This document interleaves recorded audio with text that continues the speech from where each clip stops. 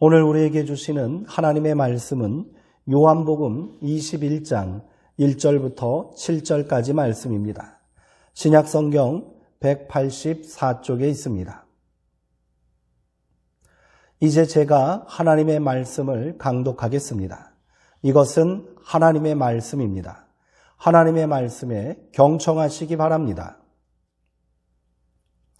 그 후에 예수께서 디베랴 호수에서 또 제자들에게 자기를 나타내셨으니 나타내신 일은 이러하니라. 시몬 베드로와 디드모라 하는 도마와 갈릴리 가나 사람 나다나엘과 세베대의 아들들과 또 다른 제자 둘이 함께 있더니 시몬 베드로가 나는 물고기 잡으러 가노라 하니 그들이 우리도 함께 가겠다 하고 나가서 배에 올랐으나 그날 밤에 아무것도 잡지 못하였더니 날이 새어갈 때에 예수께서 바닷가에 서셨으나 제자들이 예수이신 줄 알지 못하는지라. 예수께서 이르시되 얘들아 너희에게 고기가 있느냐? 대답하되 없나이다. 이르시되 그물을 배 오른편에 던지라. 그리하면 잡으리라 하시니 이에 던졌더니 물고기가 많아 그물을 들 수 없더라. 예수께서 사랑하시는 그 제자가 베드로에게 이르되 주님이시라 하니 시몬 베드로가 벗고 있다가 주님이라 하는 말을 듣고 겉옷을 두른 후에 바다로 뛰어내리더라. 아멘. 부활 그 이후라는 제목으로 하나님의 말씀을 함께 나누겠습니다. 그동안 우리는 부활절을 소망하며 사순절을 보냈습니다. 특별히 지난 한 주간은 고난주간으로 지키며 특별 새벽 기도회를 통해 십자가 고난에 동참하는 믿음의 시간을 가졌지요. 오랜 기독교 역사 속에서 신앙의 선배들은 이 짧지 않는 시간을 거룩하게 지키며 절제와 금욕을 통해 경건한 삶을 살려고 노력했습니다. 그런데 왜 교회는 부활절을 앞두고 사순절이라는 긴 준비 기간을 정한 것일까요? 물론 그 의미와 배경에 대한 다양한 교회의 전승과 기록들이 있습니다. 그러나 저는 그보다 더 근본적인 이유가 있을 것이라는 생각이 듭니다. 제가 고민 끝에 찾은 사순절의 의미는 현재적 부활에 참여하기 위함이다라는 것입니다. 여기서 현재적이라는 말은 실제적, 현실적이라고 바꾸어도 됩니다. 즉, 단순히 고백하고 기념하는 부활절이 아니라 그리스도의 부활이 나에게 실제적 사건이 되고 생생한 현실의 체험이 되어야 하기 때문이라는 것이지요. 사실 우리는 부활과 정반대의 삶을 살고 있지 않습니까? 이런 세상에서 부활 신앙으로 산다는 것이 너무도 힘든 일이기에 특별히 40일의 준비 기간을 정한 것은 아닐까요? 그 기간 동안 잠시라도 개인의 욕망에서 벗어나고 분주한 일상을 내려놓는 신앙 훈련을 통해 믿음의 현재성을 회복해 보자는 것이지요. 이를 기독교 신앙의 현재성이라고 합니다. 삼위일체 하나님에 대한 신앙은 현재성에 기초한 것이고 하나님 나라와 종말에 관한 미래적 신앙도 현재성에 근간을 두고 있습니다. 부활신앙도 마찬가지인 것이지요. 부활신앙의 현재성을 회복할 때 우리는 비로소 부활의 증인된 삶을 살 수 있는 것입니다. 오늘 함께 나눌 말씀은 부활하신 주님을 이미 만났는데도 현재적 부활의 삶을 살지 못한 제자들의 이야기입니다. 그리고 이 못난 제자들을 포기하지 않으시고 다시 찾아오신 예수님의 이야기이기도 하지요. 이들의 변화를 통해 우리 안에 믿음의 역사가 새롭게 시작되길 소망합니다. 비록 작은 것이라 할지라도 믿음의 결단을 통해 부활의 새 생명을 삶으로 실천하게 되기를 소망합니다. 요한복음 20장에는 부활하신 예수님께서 2번이나 제자들에게 나타나셨다고 전하고 있습니다.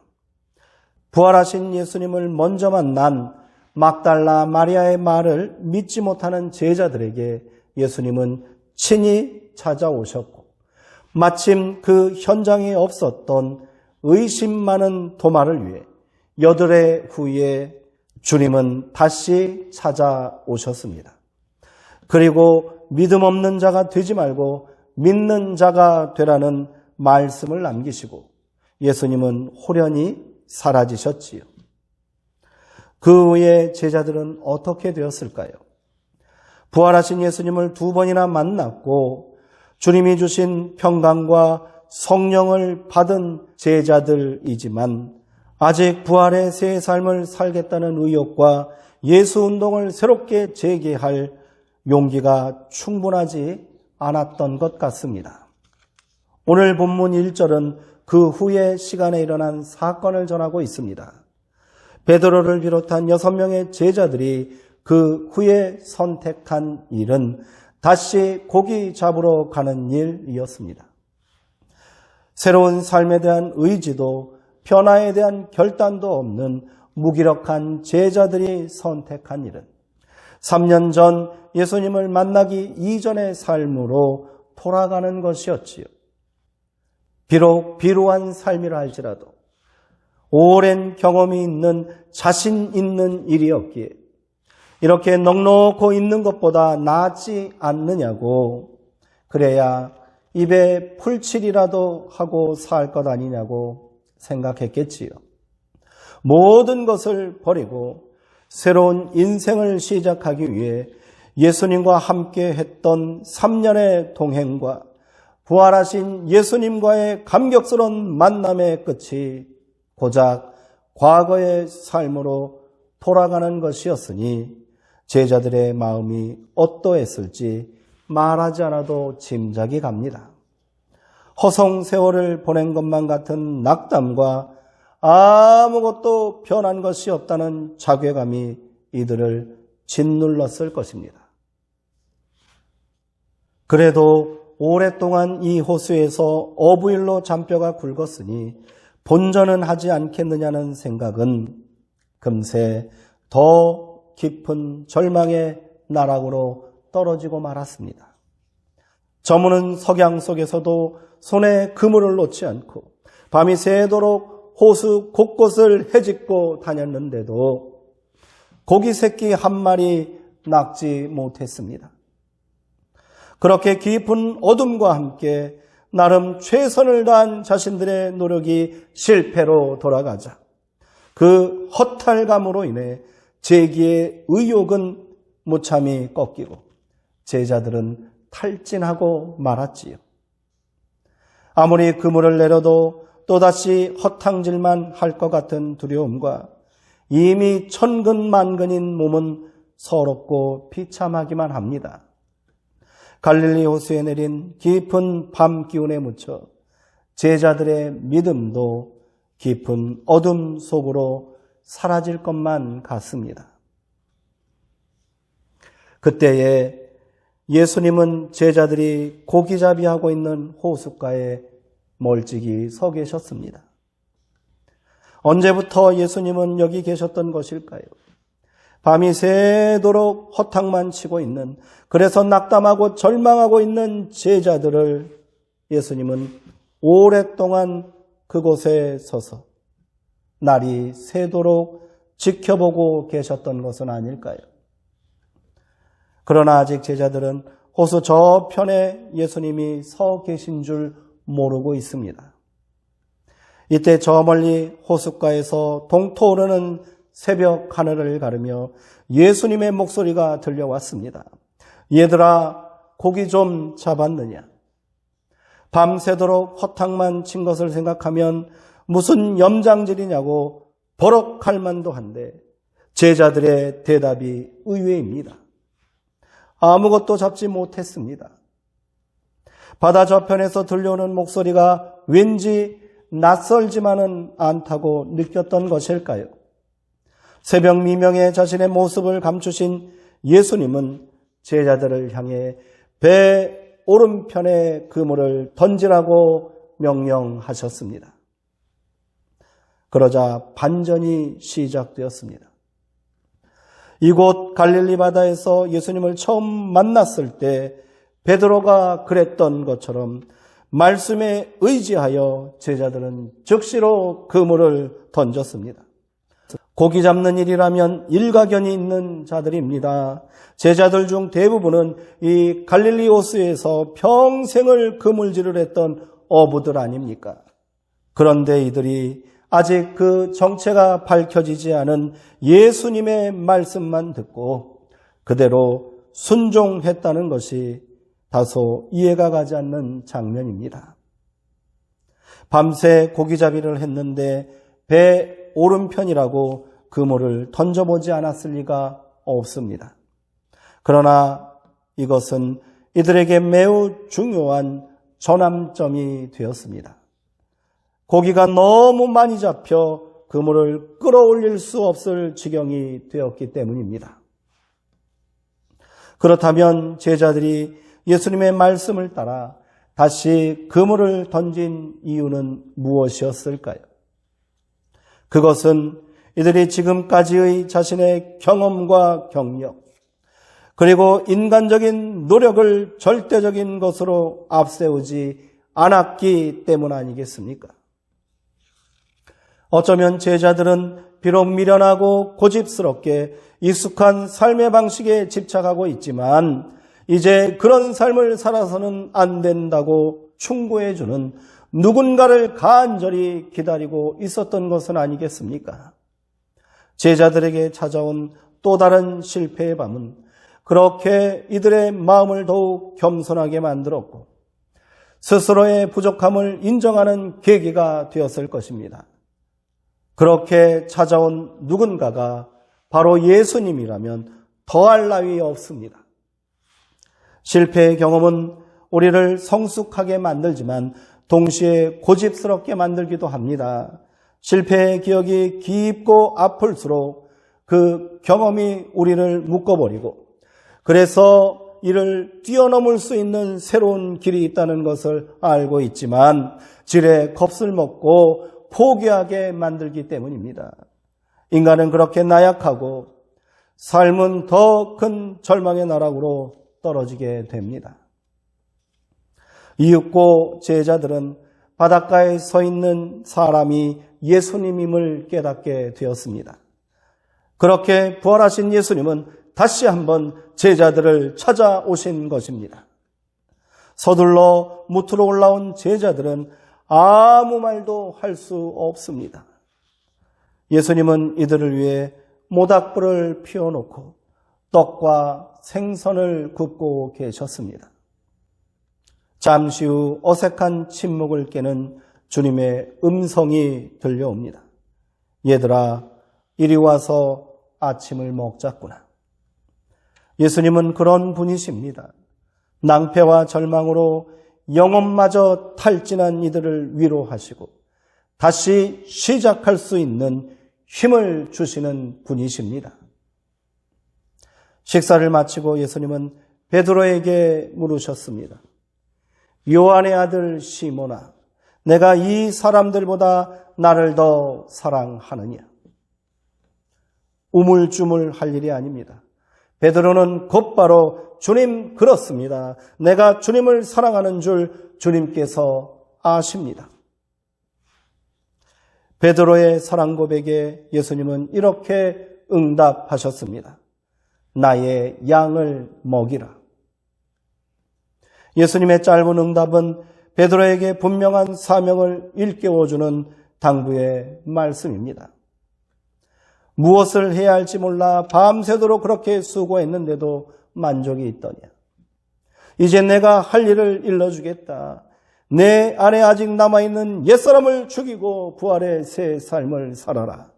그것은 여전히 죽음과 죄 가운데 종살이하는 인생들을 나를 향한 그 진실한 사랑으로 먹이고 돌보는 일이다.